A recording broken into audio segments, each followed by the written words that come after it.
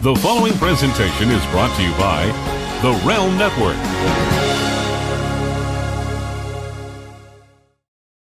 This is Vince Russo's The Brand. Hey everybody, thanks for watching the show. Welcome to the Bolin Alley co-host reunion show. We got a good one for you today. All your favorite co-hosts from the past, including Rob Dickin and Harry Barnett. So we're going to get started here and throw it to Kenny. Wait a minute. All the favorites and Rob Dickin in there? Is that what you said? What the heck? I meant they were included. Did I ever get any love on this show?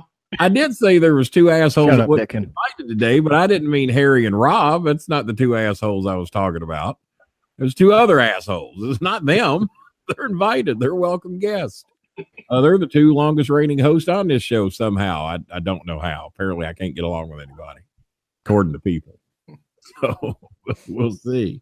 So how you doing, Rob? You were, other than Tommy Fierro, I believe you were the first co-host of the Bolin Alley. Ran several years. I don't think it was quite 5 because Harry likes to remind everybody that it wasn't 5 years. But how many years was it? I know that one of the biggest shows we ever did was that one with Diamond Dallas Pate. Yeah. We had the Honky Tonk Man. We had the Honky Tonk Man a time or two. Yeah. And I even co-hosted his show once or twice. And so we had some good times during there. Do you recall the year we started and all that? I think it was either 2009 or 2010, I think. Sounds about right. And then I think we went up through 2013. I think it was about a 4-year run, if I remember correctly, because Harry was real happy when he got to year 5. He thought that was a big deal. Now, if you make it past week 3, Trust me, I heard all about it. if you make it past week 3, you've really accomplished something these days. So welcome aboard, Rob, and get some memories in your minds. Anything you want to talk about? What a pain in the ass I was. I'm sure that's why we didn't invite 2 of them. They would have told everybody how horrible I was to work with and for. And plus, they're cocksuckers. So we'll just I think overall, your show is probably one of the easiest ones that I've ever been involved with because we didn't really plan anything. We just kind of we shot from the hip on stuff, and that was pretty much it. I mean, that's pretty much what me and Russo do on Book It Full of Chicken Necks. I log in at 10 o'clock in the morning, which I hate doing. And he's on at 8 in the morning, his time in Colorado. And Mr. Bolin, are you ready to do a show? I said, yeah, I'm ready. Let's go, Mr. Bolin. And that's the preparation. And he claims he prepares for hours. And he has the topics and what he wants to talk about. And then I found out, I just play along with whatever the hell he throws at me. And the last 2 or 3 shows have always had a little bit of a Jim Cornette flavor to him because he got mad when I snuck him in on Russo's show. So he got mad about that. I don't know why, but he did. And so that's your introduction for now, and then we're going to get everybody in. So now, who else we got on here? We got Harry Barnett. He was the third co-host. Tommy Fierro we don't have on here because he said he might be busy. So Tommy Fierro was too busy. And so there's Harry over there in London, England, still holding that goddamn microphone exactly the way I used to tell him not to. Jesus goddamn Christ. Ain't learned. You told me to hold it this way so I'd actually be able to hear me. Well, I actually hear you this time. So you might be, you know what you were doing? I figured out what you were doing wrong after all these years. There's 2 ways that you can talk into these mics, the right way and the wrong way. I was doing it the wrong way. Yeah, and if I were to turn this microphone around and have the logo that you see now come back around, you sound like shit, and I would sound like shit. So you were talking into the wrong side, and so if you're talking in what you want to be talking into, this is a little lesson for everybody that buys these microphones, and we've sold a shitload of them somehow. Wherever the click is, where you see the click, that's the side you want to be talking into, or the side that you see the company logo. You, unfortunately, do not have the Bolin Club logo on yours, but we'll see what we can do to rectify that in the future. Well, we could always put one of my logos on there as well, because I've got a T-shirt, the hat. You're the only foreign host that we've ever had on the show, right? Unless you count Rob Dickin from Parts Unknown. From Parts Unknown. Well, yeah, I think those parts were the opposite side of the Mason-Dixon line. Yeah, the opposite side. Yeah. The opposite side. Yeah, that other side. And who else we got here? Now we've got And let me go ahead and get Adam Broach in here. He is the what is your self title given of me, Adam? What's your title of my designated what? Your personal publicist. Personal publicist. Now I want to apologize to everybody because poor old Adam is down here in Alabama, and it was bad enough. What on dial-up apparently. It's bad enough what happened to his Cap Auburn and string. and the Alabama Crimson Tide wins the title down there, which he is not a fan of. They've had snow down there this year, more snow than we've had here in Louisville. And you've been obsolete for a while. We haven't seen a lot of you. What have you been doing? What have you been up to? You think I'd hear from my publicist more often than I do? And he's gone For a few weeks. Yeah, you've had some hospital issues. For once, it's my hosts that are in the hospital and not me. I actually have like a 15-month run here of not being in a hospital, which feels weird. So that's been going good. So are things going better now? It looks like you're home. You don't appear to be in a hospital room. No, I'm at home here with this crappy dial-up DSL internet. You got the DSL. I thought you had the AOL dial-up there for a moment. I wasn't real sure, and I didn't know you could get AOL. I kind of wish I had that. But as we've seen during the elections down there, Alabama's about 40 years behind the times anyway, so it wouldn't shock me if AOL was a big deal down there right now. I still have people that have AOL email addresses I communicate with on a daily basis. So, yeah, we are behind the times. High-speed internet down there has a turtle as a logo for the company that runs it, right? I just checked it. Absolutely. Got to throw some of this shit out. Now, also in here with us tonight, and believe it or not, we're going to get to Jason Marshall. We're going to let him wait. He's not here all the time anymore.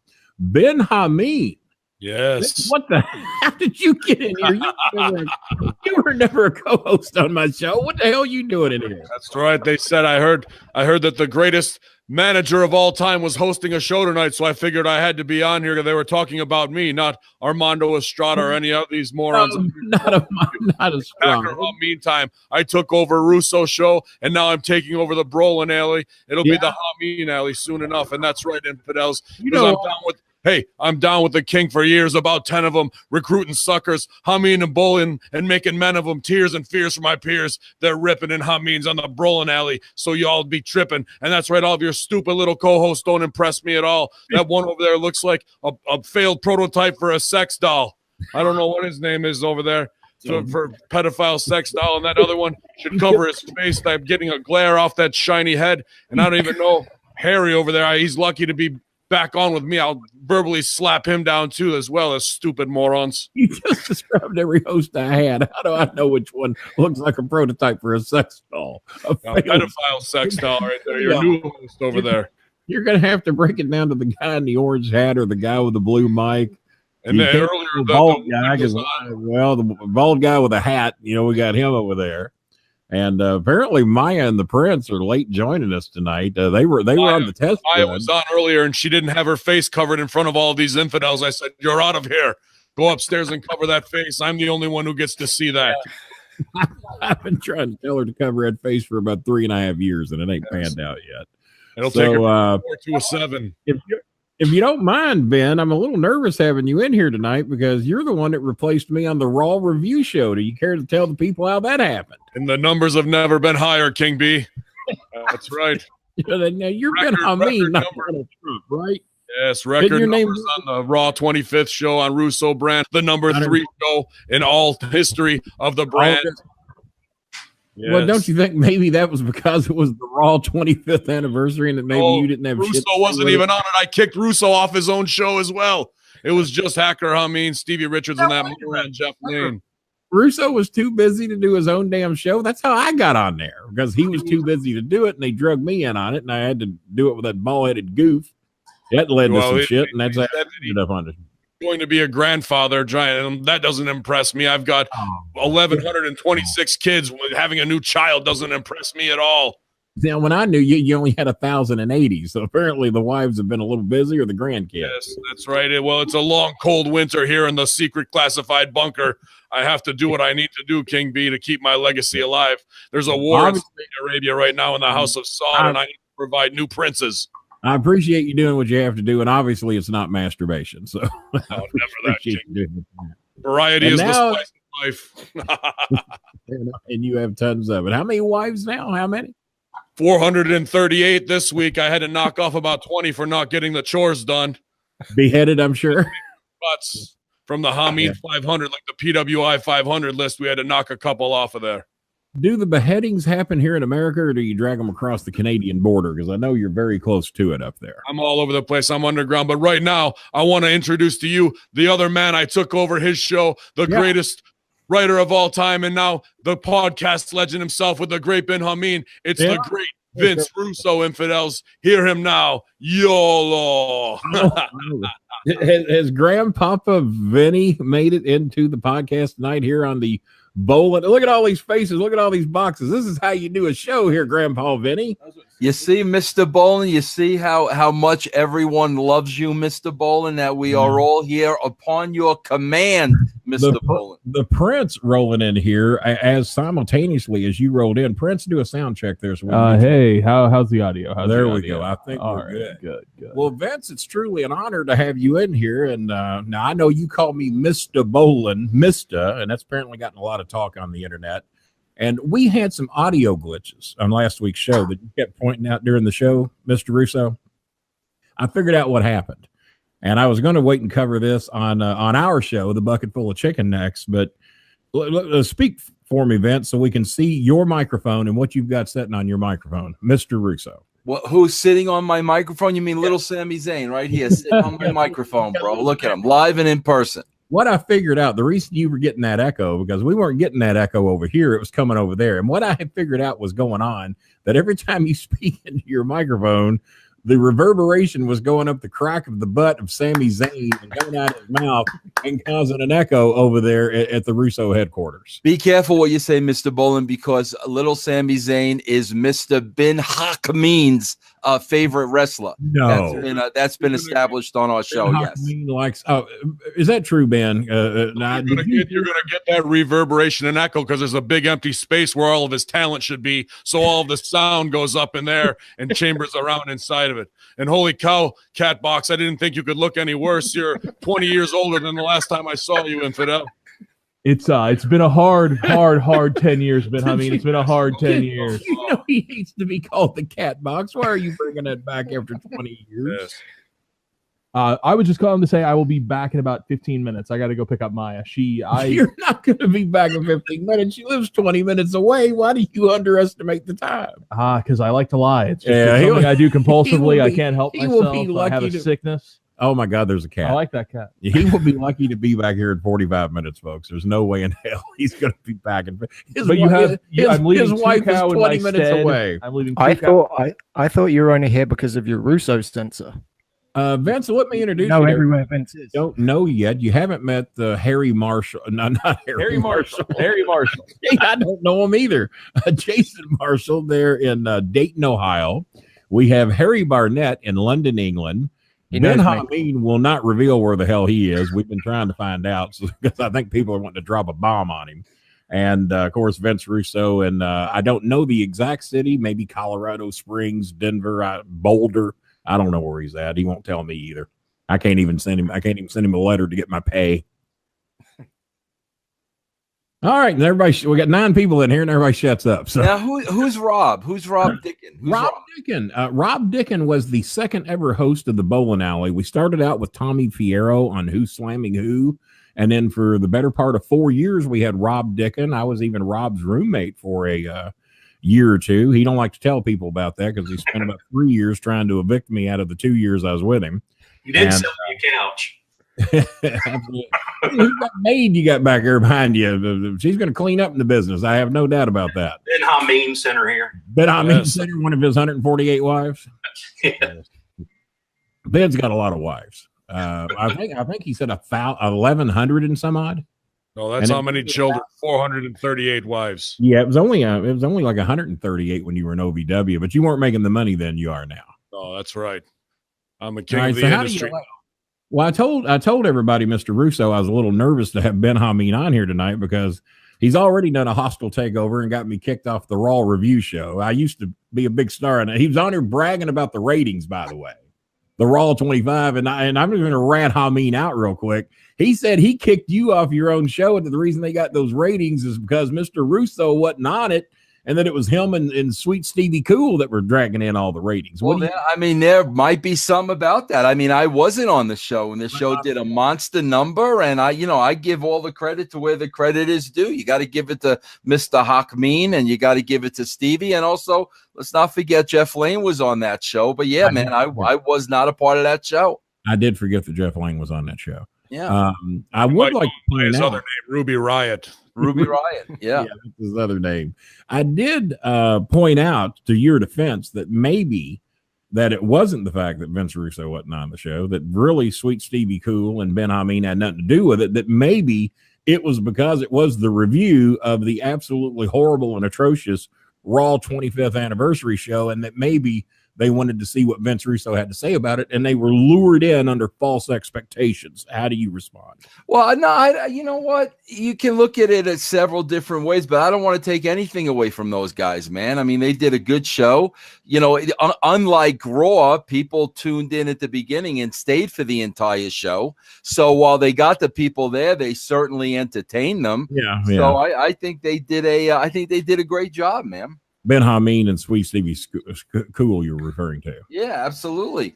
So you won't say what you said to me privately on Bucket Full of Chicken Necks, that these two suck and they need to be replaced immediately. You won't. Come Mr. Bolin. Come on.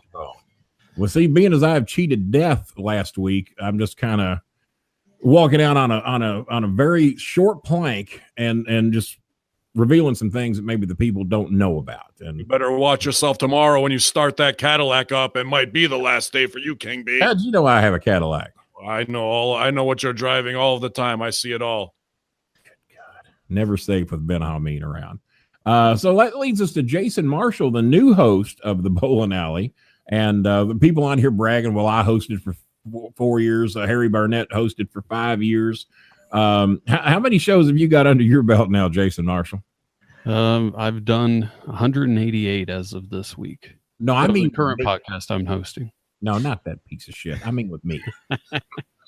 I'm trying to get in a cheap plug, man. I notice every show you do with me, you're getting in a cheap plug, plugging that crappy ass show that you did. I resurrected you from that show, brought you to prosperity, getting you on camera with Vince Russo. You've been begging to meet Mr. Russo. There he is. Say hello to Mr. Russo. Hello, Mr. Russo. And Kenny, I promise I will not bring up We Don't Have Cookies, which is available on Apple Podcasts, Spotify, iHeartRadio, TuneIn Radio, and SiriusXM. Plugs with a passion. He hates them. Kenny, what's with all the bald gentlemen? Or every single one of your former co-hosts is bald. Everyone, look at that. Do you really think that I'm going to have anybody on with prettier hair than me other than you? Absolutely not. No, me and you, man, we're going to run the roost on the hair. But, I never noticed that. Every damn one of them. What is going on with that? And I got to tell you, for the couple of times that I've heard, he got rag off his head, so I don't know what he's got going on over there. For a couple of times that I've heard, Gentleman Harry, I never pictured him that way, and that's why it's great that I'm getting to see you, Harry. I always pictured you as like an English gentleman, maybe wearing a top hat and a little, what do they call that thing? A follicle, a monocle. Yeah, but no, you're looking at you. He doesn't have any follicles, I'll promise you that. You could be a Ben Hamin's younger brother, for crying out loud. Well, Vince, appearances can be deceiving. He's definitely not a gentleman either. I'm always looking for new suicide bombers and bodyguards as well. Mr. Bolin, this is how he makes comments like that, and then I get all the emails. All the emails come to me that I better watch Ben Hamin because he's sending messages through the airwaves, and So is he threatening suicide bombers on the Raw review show? No, that was actually a first. That was a first. How do you think we get these numbers? There's never been higher numbers in tune-ins in Yemen, Somalia, Saudi Arabia. We're taking over the entire Middle East market. It could be the last show if you're on it. I mean, you drop a bomb on any of us. We just don't know. Now you're starting to get it. What I want to know is, why didn't you drop a bomb on the Barclays Center on that Raw 25th anniversary show. What I thought it'd be good payback for Guantanamo Bay for you to be tortured for a while, once in a while. That's right. What about the Manhattan Center? Those people were pretty that's the Abu Ghraib payback attack right there.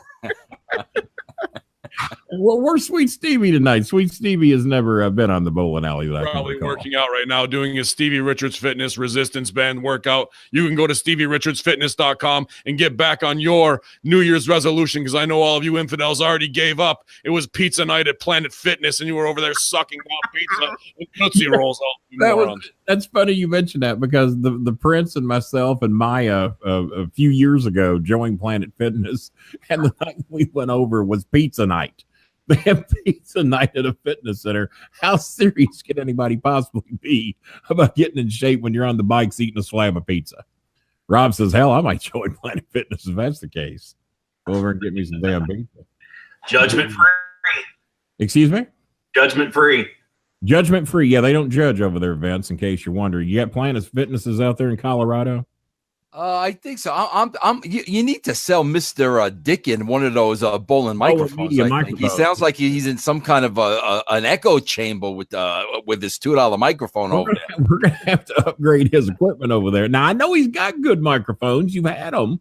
Yeah, I do have better microphones. I'm talking to you from a Mac, so you're talking to me from a Mac. Yeah, and if Chris was there, he'd tell me what a big piece of shit it is. So yeah, Chris ain't fond of the Mac.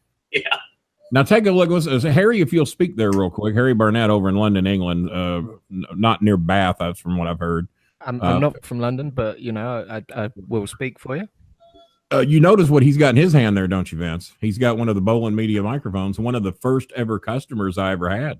Yeah, I see that. Very nice. Very nice. And all this is because of Vince. You see what Vince has got there. Vince's first ever Bolin Media microphone is so old. I think Alexander Graham Bell used that same microphone, if I ain't mistaken. Well, I wonder if Alexander Graham Bell straddled it like little Sami Zayn is. I don't think he did. There's no pictures that back that up. So where did you get your little Sami Zayn? Where did he come from? Somebody sent them to me. Somebody sent them to me in the mail, and I appreciated the gift, and I just figured I'd make him a part of the show. Haven't we all equally bashed Sami Zayn enough that would be the last thing anybody would send you in the mail would be a Sami Zayn doll? I think that was the idea. Could be. I'm not hearing the echo tonight. Did you put underwear on Sami Zayn, and we're not getting the reverberation from his anal orifice that we got? I put a tongue on Sami Zayn. On it. A tongue or a thong, Vince? A tongue. A tongue? Is that different than a thong? Yeah, one of the things you grab the hot dogs off the barbecue. I shoved one of those up his backside. That is a tongue. Yeah, I thought you meant you put a thong on him to. No. I shoved the tongue up his ass. Damn, that's brutal. That is brutal. Anybody got any questions for Vince? Because I don't know how long Vince. Don't make this the Vince show. Come on, I want to hear these guys, man. Okay, all right. Well, I want to hear these guys. Let me hear something from them. We were so graced with your visit that I want Mr. Bolin stories. Give me Mr. Bolin stories that I haven't heard before. Come on, you guys. You were a co-host. Everybody give me a story. We'll start with Rob Dickin first. Each of you tell the worst story that you know on me that you personally know is true. We'll start with Dickin. Can you hear me? Because I plugged in my good microphone. There you go. You're sounding better there. All right. I think probably most of y'all have known Kenny when he's been at his best, but I've seen Kenny when he's been at his worst. And I think the visit to the hospital in late 2012. Yeah, that was December of 2012. Yeah, that was probably there were some funny parts. When I had $7,500 cash under my ass because we were shopping for a place to live. Yeah, and you were afraid Cornette was trying to hone in on that and steal from you. But that was probably the worst experience I had with Kenny because I'll be honest with you, I didn't know if he was going to make it.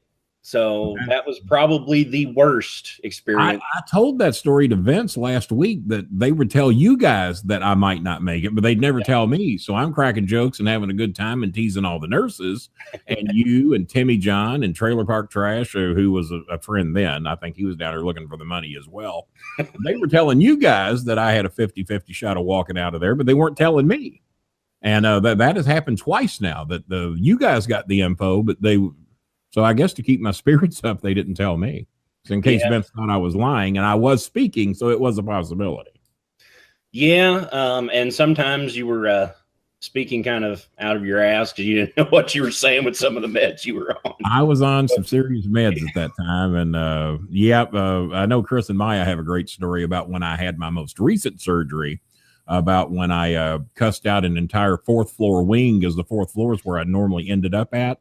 And they were making some noise that I didn't like, and I was yelling at them to shut up and turn that damn noise down, because I just had come out of surgery and was really messed up.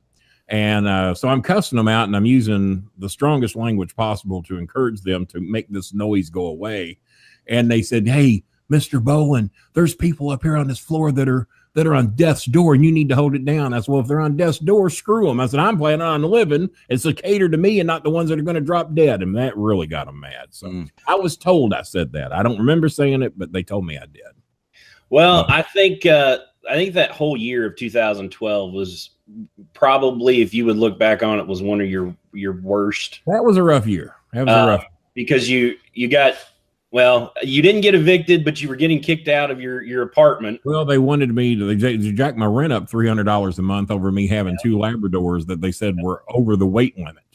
Yeah. And I think it was me that they felt was over the weight limit, but they jacked my rent up $300 a month, and I had no choice. Yeah. I couldn't stay there. And that's what they did. They forced me out because they didn't want dogs over 35 pounds there, even though I signed a lease stating that I could. So, that was and at that time, I was living out in Milan, Indiana. Milan, where Hoosiers was filmed, Vince. That's where Hoosiers was filmed. Oh, was it really? Yeah. Okay. Yeah, and everything. So I was living out there, and you had talked to me, previously. You said, "Hey, look, I don't know what my housing situation is going to look like here coming up. Do you mind if I, come stay with you for a little bit?" And I wanted out of OVW anyway. Yeah. Yeah, and so, I didn't have a problem with that because I could have used the company living as far out as I was. And you were out there, and Misty and Jackson and Sylvester all came out there and had the run of the farm. So those pretty much. Let's now go to Ben Hamin. Ben, what horrible thing do you know about me from OVW days? Well, one of the things that made me most irate about you, Kenny Bolin, was probably 2007. Yeah. When I was starting to do my worst work there, and I turn around one day and I see that you've got Alicia Fox sitting on your lap. I did. And then the next day you have Katie Lee, the cat, Katie Lee, sitting on your lap and rubbing your back. And ODB rubbing your shoulders that next day. And every time I turn around, doesn't matter if it's Soze or Serena or Beth Phoenix, all these women are attracted to you. They want to know what's inside that big briefcase of yours and take a ride in the Cadillac up to Golden Corral to get a free meal out of the deal. They all did. That was probably the worst thing. Maybe not bad for you, but it was horrible for me to turn around and see that. Do you really want to piss Vince Russo off and tell him that Mickey James used to sit on my lap at OVW? James, no, I'm very triggered. I'm more impressed with the Alicia Fox because Mickey James. I look at Mickey James now as Mrs. Nick Aldis. So some of the joy has been taken away, but Alicia a little bit. Fox, that's impressive right there. Yeah. Me and Alicia got along very well, and of course Maurice. Let's just say that for the Miz there was the King, and we'll just leave that at that. And we're lucky. Yeah, you were lucky 2007 Harvey Weinstein didn't get busted then. Otherwise, you might have been in hot water, King B. They would have set a precedent and come after you. It could be me. Vince and I have talked about that on a couple of recent shows, that all it takes is just one disgruntled girl to get a little hot, and then all of a sudden your career takes a different turn. Fortunately, Ben Hamin showed me how to hide all my money. And it's blood out of a turnip here, son. You ain't gonna find a dime over here on my campground. Yes. And of course, Ben Hamin used to get me 27 cents a gallon gas because I'd come down and drive the Cadillac. Right, that's how you remember I got a Cadillac. That's all I've ever had, and you get it all up for me for 27 cents a gallon. And gas was $4 a gallon at that time during the George Bush era. Yeah, it's $4.40 a gallon back then. So Ben saved me a boatload of money. So Ben and I got along for the most part, other than we looked over and saw Alicia Fox getting a little snuggly with me. He didn't care for that too much. Hey, man, you had 100 wives. I can't have 10. Well, I want the best ones. I want all top 10s. I want the top 10 of the PWI 500, the Hamin Wives list. They should all be mine. And I'm over here, and this guy's trying to take them all. Now that I think about it, the ugliest one I had was ODB. But still, she would be, she was a rough rider. That was still a nice time, a nice night out. Absolutely, when she'd take you to Fox and Hound and drink around the house. Yes. And with Tracy Brooks, I remember Man Beast was down there with Tracy Brooks and ODB on his 21st birthday doing shots out of their cleavage. And then when he puked in the VIP room at the bar that night as well. And then the next night they were back with you again. So I don't know what kind of deal you had with the mobile homers, but you never threw any of that top 10 tail my way, King B. I always had to get some of my own. So that's my worst memory of you, King B. I knew if I threw it your way, then you had enough cash that I wouldn't get them back. I couldn't lure them your way. And now you wonder why I took his spot, because I've got heat with him since back in the day. It doesn't matter. And you're lucky that fat English moron Twinkle Toes Martin Evans isn't here on the show. Is with you as well. Another one of my ripped him apart too. Another one of my foreign announcers that used to sit side by side with me at the OVW shows, and let's not forget little Timmy Baltimore down there in Florida. I tried to have him killed as well. I almost took him out this year. Timmy Baltimore, pathetic. Why did you try to kill God's Timmy joke is what I call him. He's God's joke at this point. Oh, good Lord. Poor little he got all the tail too. Do you remember that? Timmy got all sympathy. Well, maybe I'll walk with a limp and drive a Cadillac, and I'll get some divas of my own, morons. Okay, well, I'm awfully glad we got Ben Hamin on the show tonight. That's right. What that leads me now? The dogs of war are going off. You can catch me tomorrow on Russo brand right after SmackDown. I have to go do some transcendental meditation so I don't go ballistic after having to watch that show and go on a shooting spree myself, infidels. So you've looked into the Brolin Alley. King B, congratulations on 13 billion downloads, infidel. Thank you. Yeah, it's right at 13 billion now. I appreciate you pointing out the number. All right, y'all infidels, and all you stupid co-hosts, give yourself a $5 face slap and pay me $5 to hackerhamin@gmail.com. Vince, I'll see you tomorrow, boss. Y'all. All right, Mr. Hamin. Take care, my friend. Right. If we could only got rid of him 10 minutes ago. That leads me to Harry Barnett. Harry, what embarrassing story have you got? You've actually been here to see me, by the way. Yeah, and that was a pleasant time. I was actually going to go with the time you sold Rob Dick and his furniture back. That was a good deal. Oh, Rob, he got a good deal on his furniture. That was a story Cornette told us, that I sold Rob Dick and his furniture back to him. Rob, do you remember how that went? There was a deal made for furniture, and somehow you bought some back. And I don't remember, because you were always a swindler when it came to rent. So,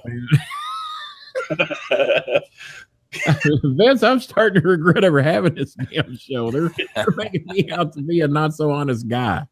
But I think some of you may have already knew that. So, and Jason Marshall, by the way, Jason has we've been working together for about 5 years. We're not new at this. We've been doing shows on his what's that cookie show you got that you love to brag about so much? So We Don't Have Cookies, and we started off on my old radio show, if you remember that. And that was that was an FM show there in Dayton, right? Yeah. And so we started out doing that, and he told me, and I used to take great honor in this, that I was the only so-called non-comedian that was on his shows, and he said I got a greater response than a lot of the comedians got, and all the comedians wanted me to do stand-up. Now, there was just one problem. I can't stand up. So that killed that. So what's the most embarrassing story you got over those 5 years? I would have to say when I was doing the radio show. Why am I doing this? I'm an idiot. I had a local comedian. I was doing both the radio show and the podcast. This happened on the radio show. I told you that a local comedian got more downloads on my podcast than you did. That upset me. That upset you very much, and you went off for about 5 to 10 minutes. We finally got you off of it. We talked about something else for maybe 5 minutes, and then the rest of the show was nothing but you bashing that guy and going through his friends list and looking at his pictures and making fun of him. Was that the guy that committed suicide here a while back? No, he's... I guess it's public knowledge, so I'm not really throwing the guy under the bus, but He's in jail right now for kidnapping. He went to the loony bin too, right? Yeah, for a little while. What did I tell everybody? This guy's a criminal and he's a nut. Yeah. Well, which is why I got so many downloads. The guy had so many crazy stories. Yeah, well, of course they were crazy. He's a nut. So, I did predict and call that. It looks like Mr. Russo is actually working while we're doing the podcast. No, what I'm doing, Mr. Bolin, and I hate to leave the party, but I got to get ready to watch Raw in a couple of minutes. That's why I'm getting my little notebook out here so I could take my notes. Yeah, you're about 9 minutes away. Did you notice he said I gotta watch Raw? I do, bro. It's a job, man. It's a job. No, I'm no doubt it's a job. It is a job. I remember it, and I greatly appreciate you relieving me in that job. And now I got that little candy ass job with you on Wednesdays where we do bucket full of chicken necks. And I just wake up very early. As a matter of fact, I was going to request, can we start doing those at about 4 in the afternoon? Let's not get panicky. Do we have to do those at 10 in the morning? Let's not get panicky. All right. And is that a Georgetown Hoya hoodie you got on there, Vince? No, it's I got this. Look at this hoodie. I got nice $3 at Goodwill over the weekend. Get out of here. Yeah, $3. I would wear that. Well, very heavy. It's very warm. $3. And Vince Russo spotted at the Goodwill. Are you expecting? Mr. Bolin, I cannot tell you, and this is an absolute shoot. I cannot tell you the last time I bought a piece of clothing at a legitimate department store. Wow. I get all my clothes from Goodwill.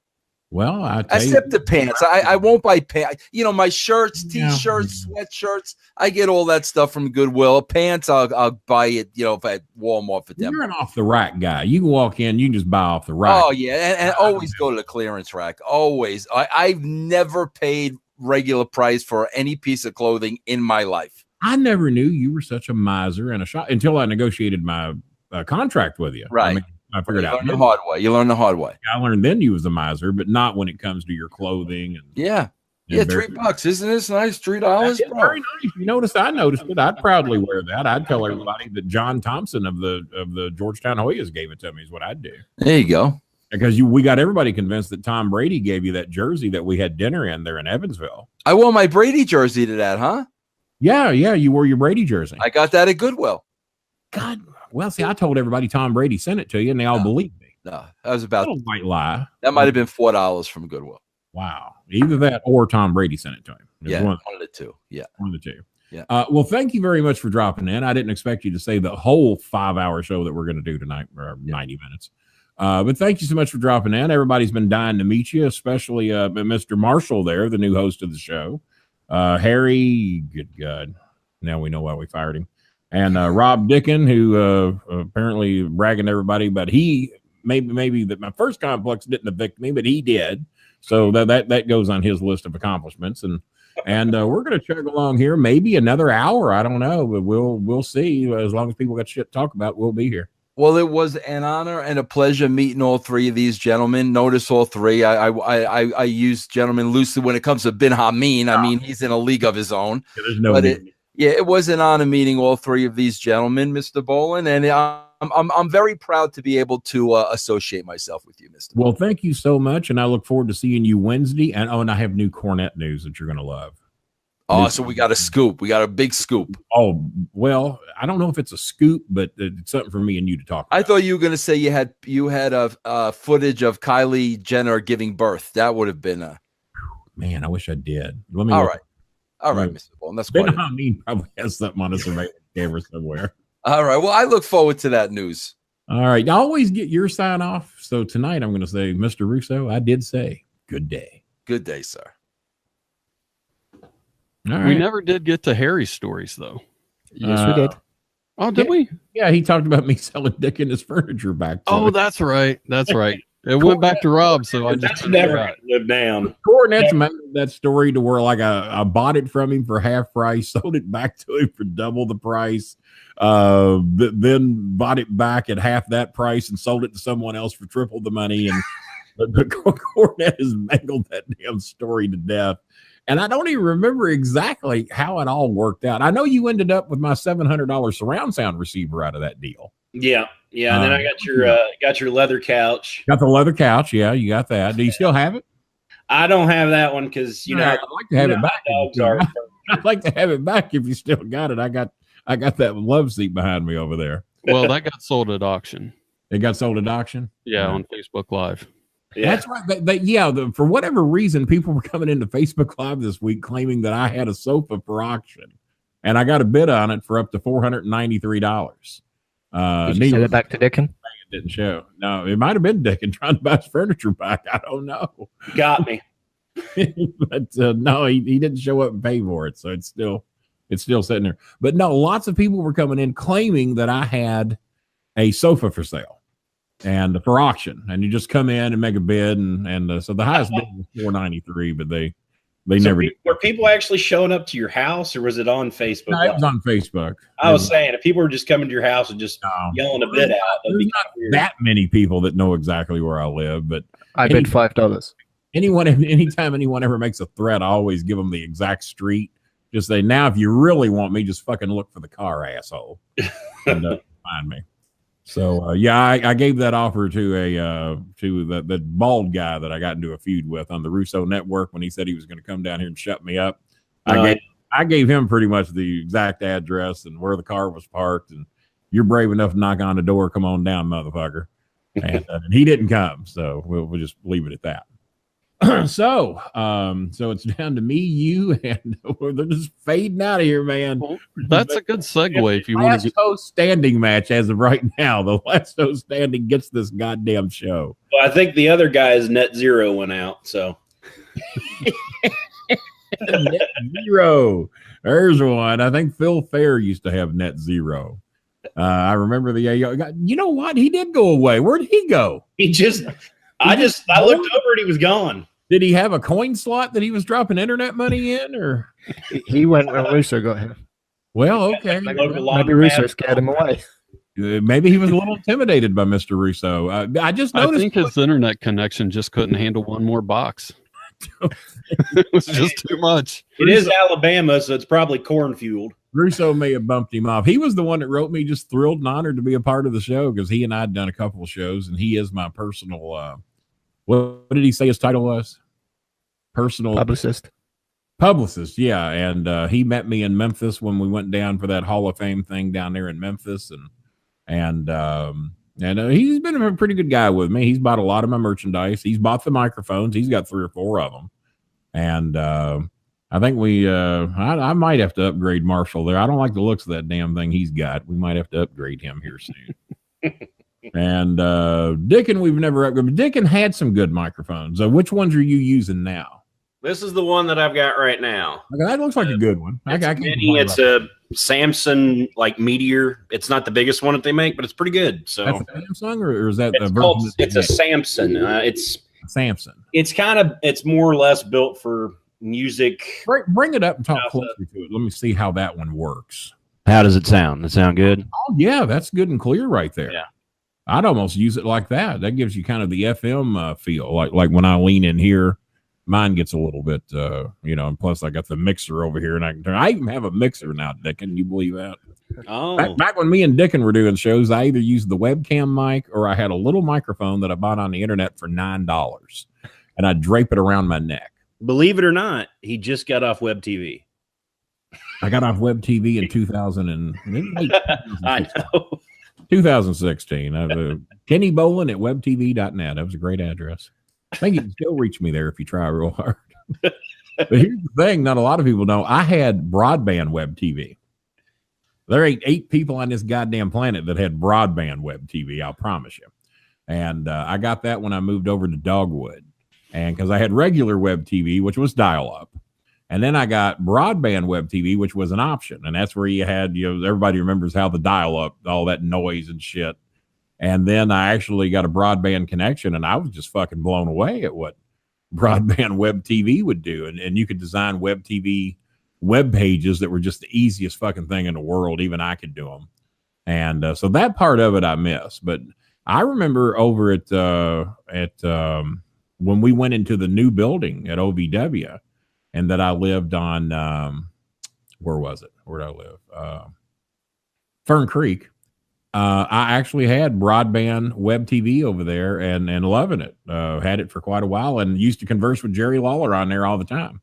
Now, he didn't have web TV, but I did. So And that was, and when Jerry Lawler would write me, he'd have to write Kenny Bolin at webtv.net. So that'll teach him. And I'll tell you who else wrote me at that address was the infamous Dr. Smith, Jonathan Harris from Lost in Space. He and his publicist wrote me there, and he let me know that he wanted to answer any questions that I had, but I needed to handwrite him a letter because he didn't really converse much on the internet. And so that, and he died before I could sit down and get motivated enough to write the letter. And that's one regret I've always had, because I was just fascinated by him and his work. And I regret that I never sat down and wrote that letter. And but I had web TV and I didn't do it. So what do you do? So Jason, what do you got over there? Anything new on your end? Well, I'd like to find out how you feel about Booker T blaming Corey Graves for losing his job as a Raw commentator and threatening to kick his ass if he ever sees him in public. Wait a minute. Corey Graves, that little pencil neck, tattooed up little shithead, threatened to whip Booker T? No, Booker T's threatening to whip him. That sounds more like it. And he says he won't do it in the arena or at the airport, but if he sees him on a side street or something like that, it's on. I know that one week Booker T was on and everything seemed fine, and the next thing I know, Jonathan Coachman's on, and I meant to look and see if Coachman lost his job at SportsCenter, but I hear he's still putting SportsCenter over. So is Coachman still there? Yeah. Well, I don't know. I just know that he took his place. Yeah, I don't know. That's how you get fired on this show. We bet our information here. Well, at the Royal Rumble, they really seem to be getting into it a lot. Gets on there and lies for fucking 2 hours, and then says, "Oh, really? That wasn't true." Well, that's all right. My base will believe it. We don't count on my base believing you, Jason. You said, "Yeah." Well, I don't know. So which is it? I don't know. Right? I don't know. I don't know. And see how easy that was. Just admit you just don't fucking know. Dickin, you're always in the ear of these people. What do you got? What information you got? What's going on with Jonathan Coachman? I would imagine that if he's on WWE, his contract probably expired with ESPN. And he's, think so? I'm pretty sure he signed a brand new contract. No, he used to plug WWE all the time when he was on SportsCenter. Well, I mean, I know that's why they started opened up with I Imagine. So you're saying you don't know either. Is what I don't know specifically.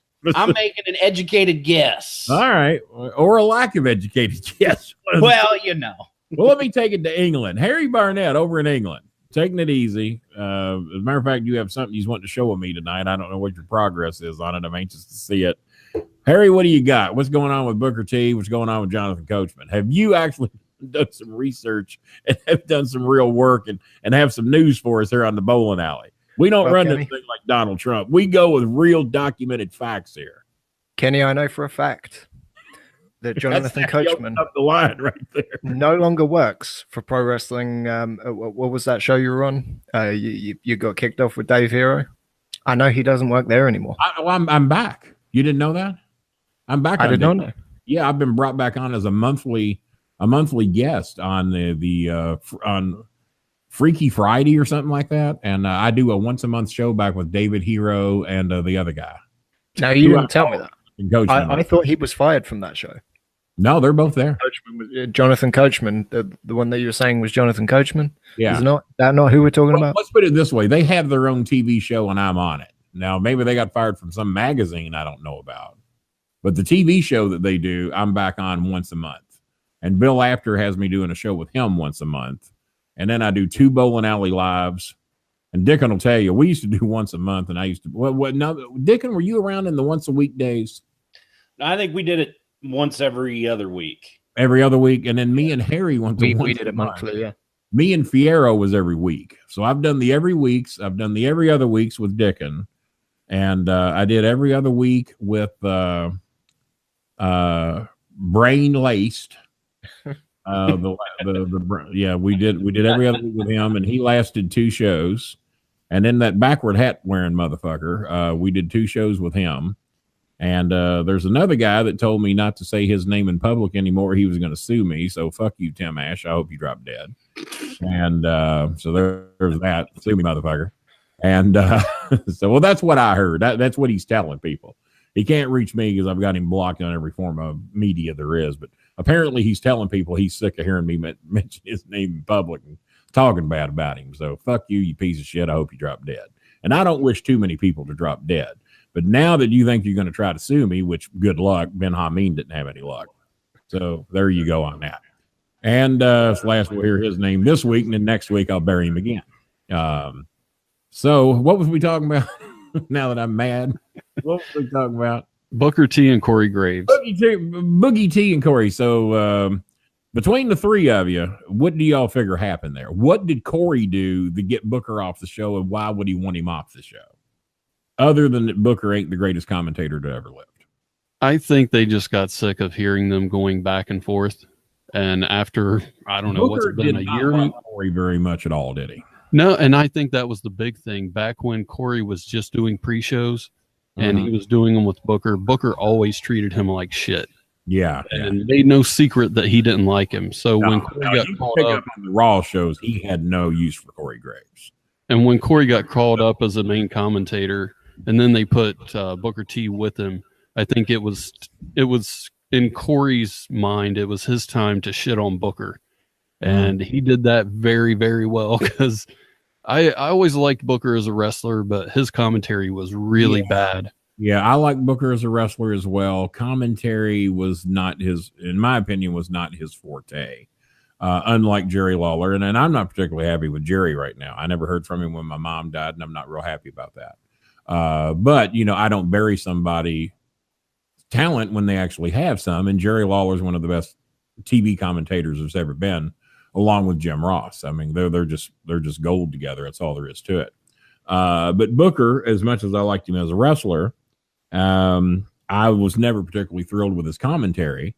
And I have to say, if I have a choice that I'm going to put Booker T or Jonathan Coachman in the broadcast booth, I'm going to pick Jonathan, even though I might like Booker better as a person. But business is business, and that's what you got to do if given the opportunity.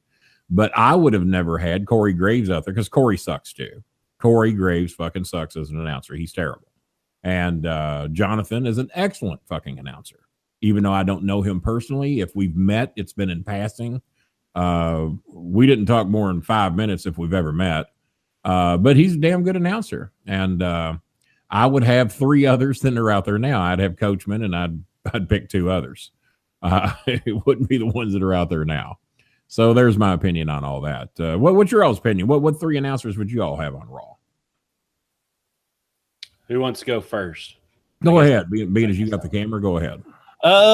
Well, I mean, I don't know why they ever got rid of Jim Ross. I mean, it's just ignorance. I mean, to me, that's always got to be your number one. Cornette's thing is that they said he was too old and too Southern, and that they didn't really like Jerry and him being there, and that's why they were let go multiple times and always had to bring him back because the fans demanded it. I've always thought Jerry, the height of his commentating career was when he was able to be himself. Yeah, I agree. He was able to do, you know, basically what he's done throughout his career just at the commentating booth. Mm-hmm. When they started feeding him crap to say, you could just tell it was force fed and it just wasn't Jerry Lawler. So I agree with that. Yeah, if you're you don't tell Jerry Lawler what to say, right? And what people think of my commentary ability, I don't want people trying to tell me what to say. I mean, right? I've been doing this shit long enough that I got a pretty good idea what to say when a heel and a face are wrestling each other in the wrestling ring. I don't need somebody in the back that really probably knows 1/10 about what I know about wrestling trying to tell me what to say. And that's what's happening when you try to tell Jerry Lawler what to say about a wrestling match. Right. Well, and I mean, my other 2 would be Michael Cole, even though I don't think that he's the greatest in the world. He does a good job. I think he does. I've heard him. I actually heard him call an NXT match, and I was really surprised that he could actually call it. So. Oh, no, I like Michael Cole. But I like Michael Cole, and I think Jonathan Coachman's good. So, I mean, those would be my 3. But if I had to choose a 4th, I'd probably choose William Regal, because Regal is a great talker, and I don't understand why he's never been put on to do color commentary. He would have to be color without a doubt. Yeah. He's definitely not a play-by-play guy. Right. And Mark, and then the guy that I don't know if he's in NXT or if he's on SmackDown or if they brought him back or if he's gone again. He the one that got into it with JBL? Yeah, the guy that JBL didn't like. Yeah, I liked him. I thought he was. I liked him too. He called a match. I mean, he was a prototypical play-by-play guy. Yep. Yep. Which I admit I could never do. I'm not a play-by-play guy. Color was it, and if I had to make my living doing play-by-play, I wouldn't have eaten much. Let's put it that way. And shut up. He's got a smart-ass remark. Yeah. Well, and then, I mean, as far as Corey Graves goes, I mean, I was never a fan of his just because I could tell he's being force-fed a lot of crap. And everything coming out of his mouth is probably somebody at the other end of a microphone. Yeah, I don't know. I don't know if he's got any ability otherwise or not, because I've never heard. But what I'm hearing sucks, and whether that's to blame or the people in the back are, I don't know. But his commentary is just fucking horrible, and that's coming from somebody that's seen a lot of good commentators over 50 years. And I like to think I did a decent job as a color commentator, which technically is what his job is. And so I don't know. What's your opinion on that, Jason? I like Mauro Ranallo, and I forget the other guy's name, but right aisle at Rite Aid. Basically the NXT announcers. I think they're the perfect team. I'd have to listen to them again because I haven't heard them since Shinsuke and Asuka were there. So I'll have to go back and listen to them again because I honestly couldn't tell you who any of them are. So I'd have to re-listen to that. Harry, how do you feel? What's your three announcers? I'd say a mix. I'd say a mix between what the other two have said. I'd say Coach Cole and Nigel McGuinness. Nigel's one of the NXT guys, a personal friend of mine, very dear friend, and a hell of a guy. And as a matter of fact, he got kicked out of OVW once because they found out he worked for Ian Rotten, and immediately was kicked out of the building and not allowed to participate on the show, courtesy of Cornette and Danny Davis, especially Cornette. When Jimmy found out that Nigel McGuinness worked for Ian Rotten, that was it. I said, Jimmy, you're going to have to kick out half the fucking locker room. I said, half these fuckers have gone over there and worked for Ian. So, but he didn't care. He was the most recent that he knew about. So you sporting the Harry Barnett shirt there, the super great Harry thing there you got going. Rob, where's your shirt putting you over tonight? You're fucking up, man. I'm not a mark for myself. What's that? That I'm not a mark for myself. So, Shut up, Dickin. Shut up. I beg you to leave more companies than Xbox got liver pills. And I don't think Xbox has any now that I think about it. What was the name of your faction? You had a faction there for a while. What were they called? Well, we were called the Elite. The Elite. Yeah. Now, people got on you about that. They said that had been done elsewhere, and I can't remember where. Who else did the Elite? That was OVW. That was OVW, that was Adam Revolver and them, right? Yeah, that was before. That was after. I can't remember. Even I would have to criticize you to copy anything that Adam Revolver had done. Well, I personally never came up with the name. I just went with it. Who did? Who came? Let's find out who to blame here. I don't remember if it was Vito that came up with it or somebody else, but it was not me. Sounds like a Vito thing. Well, Vito had the shirts made, right? Yeah. Then you can bet he came up with it. At least now we know. Yeah. And so Harry and Jason's got his own little logo. Jason, do you have the ability to put up your logo? Because when we go to you, turn your camera off. There's a break for everybody. Turn your camera off and your logo. No, turn your camera off and then speak. There you go. There's my logo right there. That's Jason's logo. So everyone's got a logo, or at least everybody had one. And Dickin. Dickin had one, but it was someone else's. Someone else. Yeah. And he's not a mark. Both of mine are someone else's. Look, Superman, the Monday Night Raw logo. Yeah. Well, it used to be the biggest sin that you could do in wrestling was to wear someone else's T-shirt. You would never catch Jerry Lawler putting over a fucking Bill Dundee shirt, vice versa. And but there weren't a lot of shirts back then. I can count on one hand how many shirts were sold in the 70s and 80s. You just didn't see a lot of wrestling T-shirts then, and Lawler was one of the only heels that got by with it, but he drew all his. And I was among the first that ever had Jerry Lawler T-shirts. I had a white one and a black one, and I think I had a total of 3. I had a yellow one, a white one, and a black one. Those are the 3 Jerry Lawler shirts I can remember. And I promise you, he didn't give me any of them. I had to buy those some bitches. He's worse than I am. He don't give anything away for free. And but the thing is, Jerry Lawler was making about $400,000 a year back then, and I wasn't. So he had a little bit more of the ability to give away those shirts than I had. So I told you to have some material ready for me tonight, Jason, in case we needed it. What do you got? What else? Well, I got a question for Harry Barnett. I'm going to try to about 15 more minutes if we can. I'd like to know how everybody in the UK feels about the WWE UK division. Oh, I forgot they had that. Yeah, I was about to say, I think anyone over here, anyone across the world forgot that they had it. I think they've even forgot it over there. You think those would be the ones to remember it? Well, yeah, because I mean, all they've done with it is put the title on indie shows. Well, I heard Tyler Bate has some heat on him, and who? He was the old NXT. He was the old UK champion. He lost it to Pete Dunne recently, but I heard he has some heat on him. And I think what would help is if they came out with a manager who was a butler type, kind of like on Batman. And the butler always followed him to the ring, and he called him Master Bates, just like the the butler on Batman calls whatever that kid's name is. Now you know that OVW had that Maurice. Yeah, we had a black butler named Maurice who was the manager of Rene Dupree, who was a subdivisionary manager of Bowen Services. And I had Jerome Croney, and I had head nurse Lulu, and I had Maurice, who also was Mo Green. He was Mo Green when we took the butler thing off from him. And I think he was an Indiana boy, Dickin, if I remember correctly. Yeah, I think he was.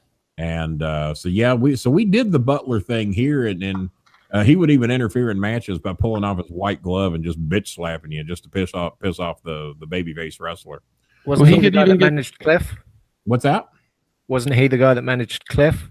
I know that the APA stole him from somebody they were feuding with when they were here. APA was here for several weeks, and Maurice was stolen. And Maurice actually made it to a SmackDown show. It was either Raw or SmackDown, but he actually made a couple of shows up there. I don't know how long he was there, but he made a couple.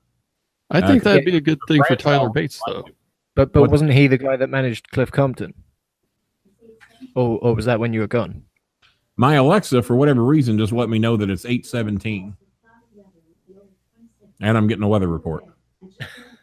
But I think that would be good for Tyler Bates. And the guy would be able to get him over because he could just stand outside the ring while he's wrestling and get the whole crowd would just start cheering and chanting Master Bates. Starts reading me the fucking news in the middle of the show. What the fuck's up with that? Is this show this boring that Alexa interrupts it and just starts giving me the weather and the news? And here's an interesting side note. There's something to talk about. She was giving me the news and the weather and told me what time it was.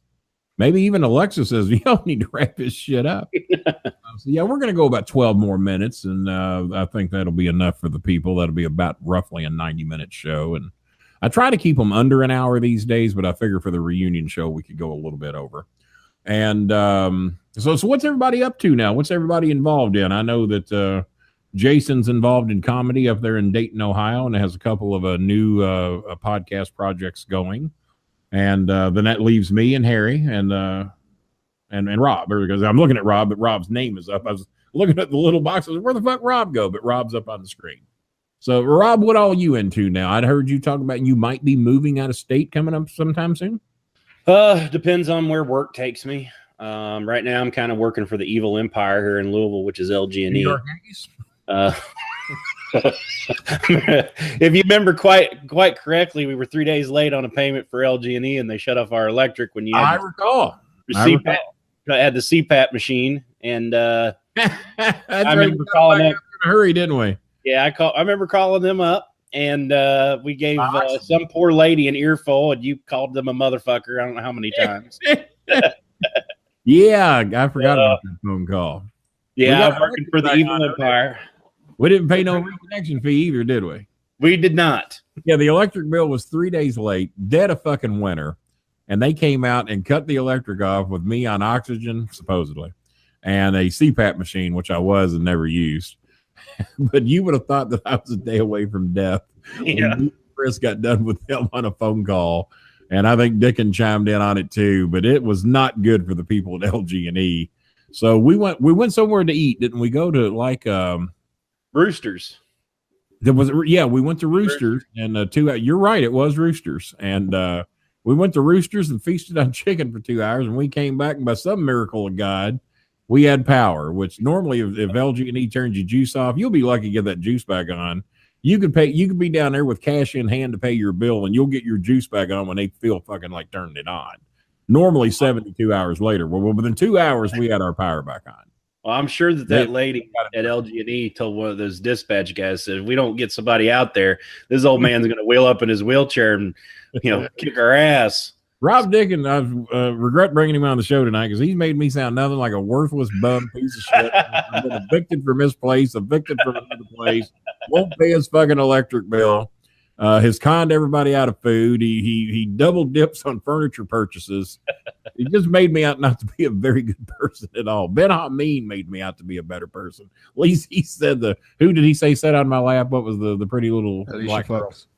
Alicia Fox, God, I forgot she did that, but Ben Hamin must have locked it in his memory banks. But no, they all used to do that because they were all buttering me up because I was the commissioner on one show and the heel announcer on another.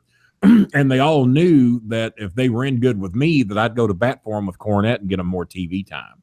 And that's how Sosei got on TV and Mickey James got better positions. And Russo loves Mickey James with a passion. I thought Mickey got a better position because of a certain someone. Well, that didn't last. Remember, she dumped him. She used to date Cena, and she dumped Cena for a job guy. Couldn't she see him? Huh? Couldn't she see him? Couldn't she see him?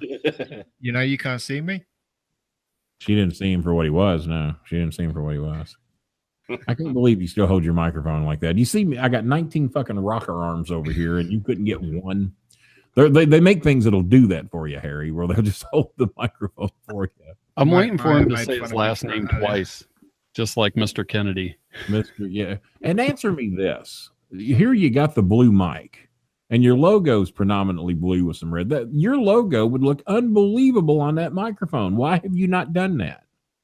Let me return your question with a question of my own. How many times do you think I've used this mic since you fired me? Now, Jeff Lane did not show up tonight, and I've accused Jeff Lane of having me fired from my own show because when he and I got into it pretty rough on the show over Donald Trump. He told me not to bring up politics on the shows anymore, that I was alienating half the audience. You're pissing off half the crowd. Why would you do that? We're having people unsubscribe every time you badmouth Trump. I'm saying you're full of dog shit. If that was the case, then Jimmy Fallon wouldn't have a show. Colbert wouldn't have a show. Corbin wouldn't have a show. Seth Meyers wouldn't have a show. And countless of the daytime talk shows wouldn't have shows if mentioning Donald Trump's in a negative light meant you didn't get viewers. That's bullshit. And it's well documented that only 70% of the people only 30% of the people, roughly, and 24% of registered voters voted for Trump to begin with. The Democrats did not show up because it's like, hey, the Reds are playing the Oldham County High School Colonels today, and tickets are $25. Come on out and see the game. And you're going, well, why in the hell am I going to go watch the goddamn Cincinnati Reds beat the shit out of a high school team? And that's what it was when Hillary was taking on Donald, is that it was the professionals taking on a high school team. Nobody, including the Trump organization, nobody thought he had a goddamn chance in hell to win. So why would you bother going out and standing in line to cast a vote that you are sure is not going to count? But the uneducated, no offense to stupid Republicans, but the uneducated and the rural people, which many of those don't have the educational opportunities other than to get in a car and go to where the goddamn schools are. But those people were the ones that were looking for a better way. And somehow this rich billionaire, Mark Cuban says he's not a billionaire. Mark Cuban was asked, he says, you're in the billionaires club. Is Donald Trump a real billionaire? He says, yeah, if I loan him $500 million. So that was his answer about Donald Trump. But So there's countless shows on television that prove you can badmouth Donald Trump and still get tremendous ratings. And then all of a sudden the ratings came out on Podcast One and on the Russo brand network. And I was informed that the ratings since I had joined the show had gone up over 22%.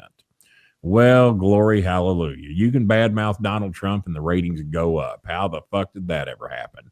So, and for various other reasons, because it was a Cornette aligned person coming to join the Russo network and a Southerner coming to join the Northerners, because everybody on that show's from New York. And then you got me from Kentucky. And so there were some elements there that created, well, we got to check this out, because the Southerners joining the New Yorkers, a Cornette guys joining the Russo show. So there were various reasons for it to turn out. And then just like with all the other shows where I joined a strange person's network, is that they had to warm up to me. They had to figure out what the shows were about. And even on Cornette's show, they hated me for the first several months. And then I had more fans on Jimmy's show than Jimmy had, because they figured out what the fuck we were doing. So I don't know where the hell we were going with all that, but that's where it ended up at. But so why, Harry, did you fade away from all your other shows? Because I know you were doing more than just mine. What made you fade away? As Dick can probably tell you, it's just too much work. Like, for one show a month, it's just, as fun as it is to sit here and talk with you for all this time, the work that goes into it it just adds up. And you could be right. Now y'all see why I don't do it. It's too much work. I was convinced Google Hangouts that I could do it. He says the videos are so easy to do and so easy to upload.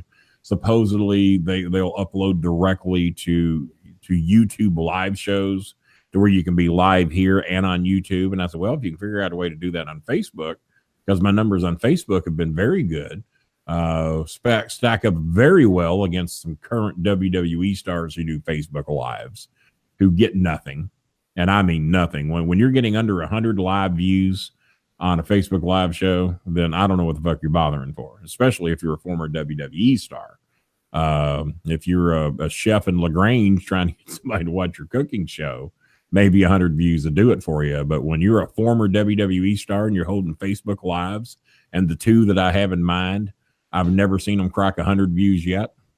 Don't know what to tell you. But I won't embarrass them. That's not what I do. Like I heard Donald Trump say today, I'm not a braggart. He said that today, guys. He said it. He said, I'm not a braggart. Okay, well, the linguist. That's for I sure. guess an asshole and a braggart are the same thing then. Maybe that's what it is. I don't know. Now, Dickin, I know you're a political guy. I've got a quick political question for you. Yep. What are the chances? Because we all know about the dossier. We all know about the memo.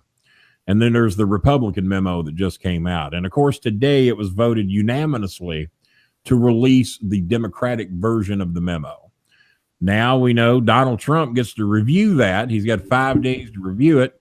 And then Donald Trump is going to make a decision whether or not to release the Democratic version, which he claims the Republican version cleared him of all of these charges. So he's innocent.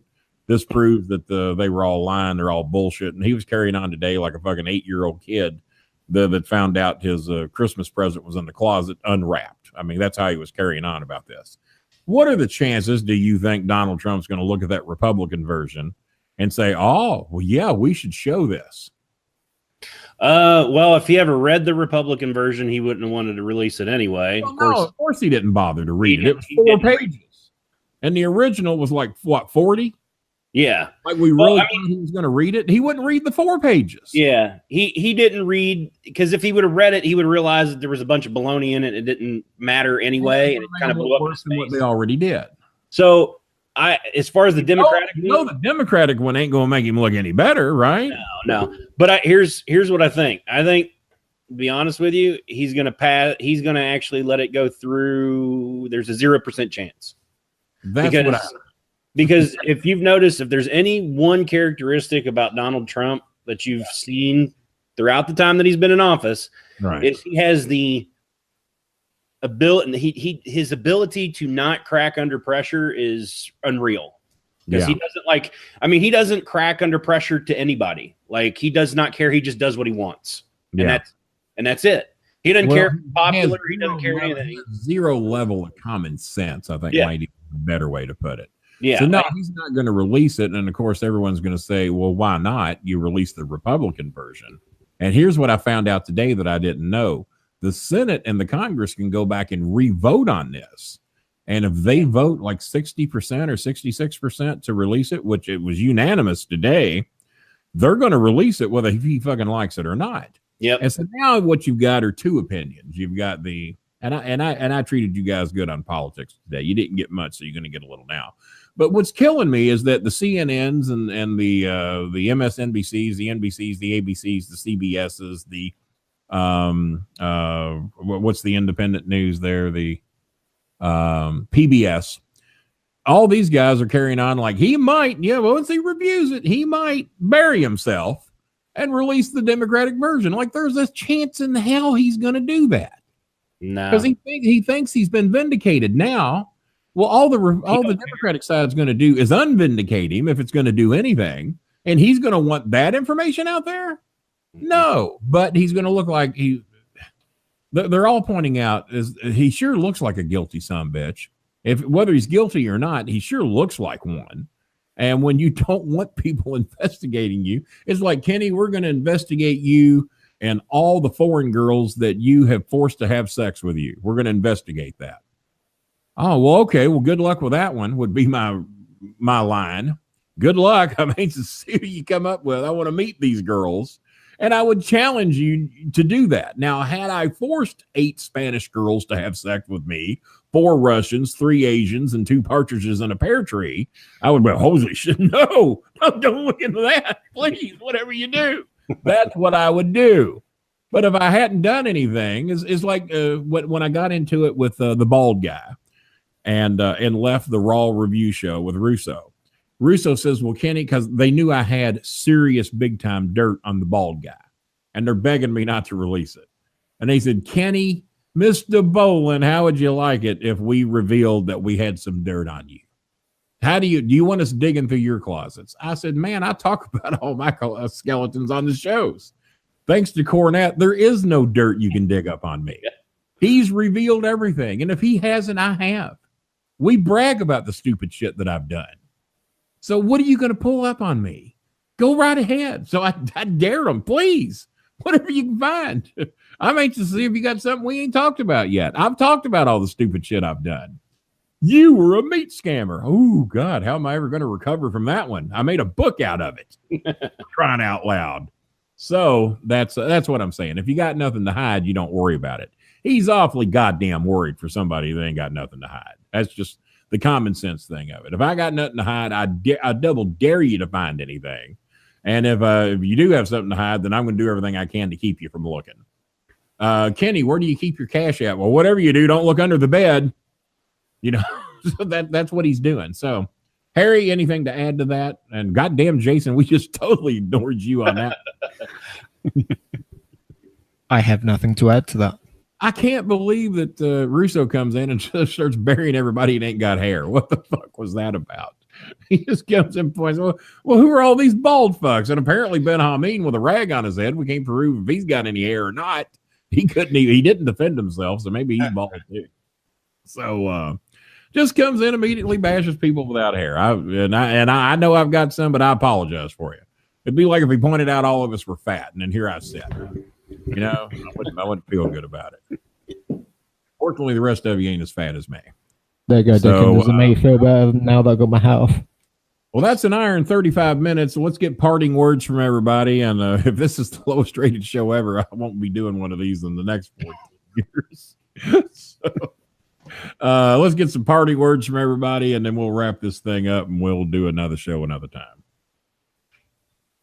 Who's going first? I guess I am. You started this Volunteer thing. Myself. Yeah, go ahead. All right. Well, if you got anything you want to plug, go ahead and plug it. Now I feel like Russo. But Mr. Bolin, what do you got to plug? And then we spend 40 minutes doing that. Kenny, I've got nothing to plug. I don't have any shows going on. I don't have any wrestling going on. So, well, I guess we're gonna have to get her and eat some goddamn kingfish soon, then, or Clark. Well, Clarksville Seafood. I don't deal with Clarksville Seafood anymore. I cussed those some bitches out about a year ago. Supposedly they remodeled. Yeah, they claim. Well, that's what they claim. They when I found out that they fired a kid for having autism because they found out he was getting paid, I went on social media and told everybody what they were doing. Then mysteriously they were closed for a few days, and then mysteriously they were closed for a few weeks, and then mysteriously they were closed for several months, and I think they were down for the better part of almost 6 months, give or take. Yeah. And then they reopened and they'd done. There's no way in hell. Chris and Maya saw it and they said, "There's no way in hell that's a 6-month remodeling job." But yeah, I think they do sweep the floors or something. What's that? What they do? Sweep the floors or something? Yeah, possibly. No. But yeah, I didn't go in because I swore I'd never set foot in there again. But Chris and Maya wanted their scallops and something else real bad that day, and Adam, the guy that was here whose internet money ran out, heard of jukebox money? Well, he ran out of internet money. His little slot machine ran out, and then so we lost Adam, my publicist. I might want to look at getting a new publicist with better internet. Maybe I'd get promoted a little bit better if I had a guy who didn't have AOL dial-up. So, but yeah, the Clarksville Seafood shut down for a while. I'll never set foot in there again. They're pieces of shit. I mean, you fire a kid with autism just because you found out he was getting paid. That's pretty fucking low. And so even though they do have the best fish in town, I'm not going to eat there. So fuck them. And I'll eat kingfish. Be just as happy because I got all you can eat fish at lunch on Monday through Friday from 11 to 3. 11 to 3. All you can eat fish are kingfish. You can't beat that with a stick. No. And Marshall, I'm scared to ask you what the fuck you're plugging because you keep plugging that fucking cookie thing you do. So go ahead. Yeah, I was going to say if you haven't already. Connection is marvelous, by the way. It looks like you got broadband shit going, even though you're in Dayton, Ohio. Yeah, I was going to say if you haven't already, please. What's that? I didn't know they had internet in Dayton. If you haven't already, please subscribe to the podcast. We Don't Have Cookies. It's been going for 3 years, done 188 episodes. It's usually a lot of fun. Sometimes it's not. I'm on a lot of those. That's right. Yeah. And if the you best could, the best of Bolin 1 and 2. Yep. And very well received too. Everybody seems to love those. Well, I was on it. I don't know why I wouldn't be. And if you can, like the Facebook page, facebook.com/We Don't Have Cookies, and subscribe to my YouTube channel. Just just search for We Don't Have Cookies on YouTube, and I should come up somewhere in there. Let me get Ben Hamin's 2 plugs in. He has a couple websites. We Don't Have Virgins Anymore. That's one of his websites. And we don't have Horny Wives Anymore. That's another one that he came up with. And, you know, how you going to be around Ben Hamin and have a horny wife? That's probably not going to happen. I don't know if we're going to have him back on the show anymore. He was really insulting to a lot of the non-infidels that are here today. Harry, anything to promote over a year in from England, and we'll throw it back to Jason and wrap this bad boy up. Funny thing is, I don't have anything to promote anymore, but, you know, since I left you, I've taken to doing a lot of art and stuff and crafts. Yeah. Doing the look at that. There's the hairy one. I've been hearing about that. Now I have not. I hear you've been working on my version. Is that true? Yeah, I haven't got anywhere near finished. It's drying in the background down there. It's drying in the back. There's a lot of people say that about me. As you can see, he's drying off in the background. Down there with a few others. I see that there. Well, go ahead and pull it up here. Let's take a look at it. All right, hold on. Or is it still wet? Never grab a bowling when it's wet. I've always given that warning to everybody that'll listen.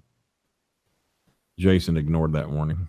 What we got here? He's encouraging me to sell these. It looks like a lot of trouble. Well, it depends how good at art you are. But I haven't done any sort of. It depends how good at art you are. Not you. Well, I suck at it. Or someone else. But I haven't got very far with it. But we got a bit of a body. We got the skin. I look like Stewie. I look like Stewie from The Family Guy. Well, maybe you'll get your hair another day. We'll do this again in 14 seasons, and maybe it'll be done by then. Maybe about 14 days. 14 days? All right. We'll do that. And Rob, when we're going to get together for dinner, man, we need to do that soon. Just let me know a day and a time, and we'll set something up. Probably just meet over at Kingfish on the River if you want. Let this weather break a little bit, and we'll have to get over there. Hopefully, a couple more weeks. The Ohio River will thaw out. How you can walk over and see me now, the way it is. Yeah. And, Jason, we got your plugs in, so go ahead and wrap his mother Hubbard up, and we'll do this again in 2 weeks. All right. Well, that was episode 2 of season 14, the Bolin Alley reunion show. And it's unfortunate that Joe one more show and you pass the great brain laced and backward hat fucker. If you can only make one more show. I was going to say, it's too bad they couldn't be here today to join us. They couldn't be here because we wouldn't let them. Oh, they were dying to be here, but they'd actually be seen for a change. Be tied in with the Russo brand and the Podcast One networks. They'd love to be here, but they weren't welcome because they're little pieces of shit, and I didn't welcome them. Right along with that piece of shit, Tim Ash. You know, I saw where rumor people are out there saying he's going to sue me if I keep talking about it. I saw where Lanny Poffo was on somebody's podcast the other day, and I really want to get him on your show. Well, that ain't going to happen. Don't forget the Iron Sheik as well. Yeah, the Iron Sheik and John Cena Senior. Licking Lanny. Licking Lanny. Yeah, that was back in the day. We ran a lot of people off that original show. I do have a question. I promised everybody that asked me that I would ask you this. At least 2 people have asked me. It's too late. The fucking show is over. You should have thought about it. In 90 minutes. Has Spider ever paid you the $500? What's that now? Has Spider ever paid you back the $500? He did pay 140 of it. Okay. He paid 140. That leaves 360, folks. For you Republicans that voted for Donald Trump, that leaves 360. Got to help them out a little, you know. You'd think I hate Republicans, and it's not just the ones that voted for Donald Trump. I don't hate all Republicans, just the ones that stand by a groper and a rapist and a mental delinquent, you know, just those. The rest of them are all right. And Ben Hamin. I wonder who Ben Hamin voted for. That crazy son of a bitch. Just looking to drop a bomb. You voted for Jill Stein. Dickin, is your maid done over there? I saw your maid, one of Ben Hamin's women over there earlier. Is she done tidy enough around there? Yeah, she thanked me, and I threw a stone at her, and she left. Stone. Well, yeah, you got to throw a rock at them. What else in the background there? It looks like is that a mini? It's up right now. It's a bunch of junk because we had to clean out one of the bedrooms. Yeah. Because we got a baby coming. So yeah, that's your fault. I guess. Well, mostly Amazon guy. Oh, there is talk going around that I may rival you in Amazon deliveries now because we looked up my calendar. There's a thing on MSN where you can click it and it shows all the deliveries that have been made to your home the last 2 years. Woo! Me and you got a sickness, buddy. Me and you got a fucking sickness. We do. We do. That goddamn Amazon man's hunchback coming to my house anymore. That's what my wife tells me too. She tells me I need help. So yeah. We both might need it because according to that calendar, I have some serious problems. I went looking and said, God damn! So I had to go back like 2 years back into September 2 years ago to see where the Amazon man got a day off coming to my house. Yeah, I mean, it must have been a snow day or something. I don't know, in September. So yeah, we wear Amazon out. So, and I know if they come to Jason Marshall's house, Jason, you think you lived in BFE, Rob? I think Jason might give us a run for our money. Yeah, I think so. There in Ohio, what's the city in case Ben Hamin wants to drop a bomb on your house? It is Cincinnati. You don't live in Cincinnati. Well, I'm not going to tell him if he's going to drop a bomb on Ben Hamin to drop a bomb. You're not telling him to drop a bomb on Cincinnati. That's favorite sports team. Get the Reds on opening day or something, and then the season will be over. Well, wait a minute. They just have to play that game, and then the season will be over. Well, yeah, if they drop the bomb, it'd probably help them. And we picked up, I bet we ain't signed one fucking player, have we? We picked up 2 relief pitchers, but ain't going to matter. So, and I bet I can't name neither fucking one of them. Probably not. All right, there we go. 2 relief pitchers. Yeah, I watched World Series. Here we come. Yeah, well, only if you're in Houston. And then you have a 5-foot midget playing on your team. No offense to midgets. I don't want to get that shit going. But that a two-bay guy's not very tall. That's just all I'm saying. No, he's not. All right, let's wrap this damn thing up, Marshall. All right. Well, that's it for this episode. I think Kenny did say good day. I did say good day.